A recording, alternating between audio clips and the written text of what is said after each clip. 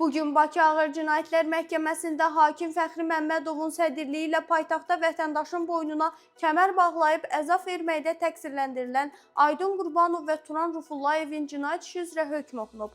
Məlumata görə aparılmış istintaq zamanı müəyyən edilib ki, Aydın Qurbanov tanışı Turan Rufullayev və şəxsiyyəti istintaqla araşdırılan Elnur adlı şəxslə birlikdə əzab vermə cinayətinin törədilməsi barədə razılaşaraq cinayət əlaqəsinə giriblər. Aralarında yaranmış mübahisədən sonra Aydın Qurbanov şalvarının kəmərini çıxararaq avtomobildə əyləşmiş Elşən İbrahimovun boynuna keçirib. Aydın yol boyu kəmərdən tutaraq mütəmadi dartmaqla Elşəni boğaraq güclü fiziki ağrı və psixi istirablar verib. Qəddar, ləyaqəti alçaldan və qeyri-insani rəftar və davranışa məruz qoyub. İttiham haqqında göstərilib ki, Aydın Elşənin ünvanına qardaşlarımı və qardaşlarımın doğmalarını söyəni it kimi tutmuşam. Mənim adım Aydındır, Gəncəliyəm. Bax, it kimi gəzdirirəm, it kimi. Hamı görsün, hamı da bugün görəcək sözlərini səsləndirib. Bu zaman şəxsiyyəti istintaqla araşdırılan Elnur adlı şəxs bunu öz mobil telefonu vasitəsilə TikTokda canlı yayımda paylaşıb. Daxil olmuş məlumat əsasında Daxili İşlər Nazirliyinin baş mütəşəkkil cinayətkarlıqla mübarizə idarəsinin əməkdaşları tərəfindən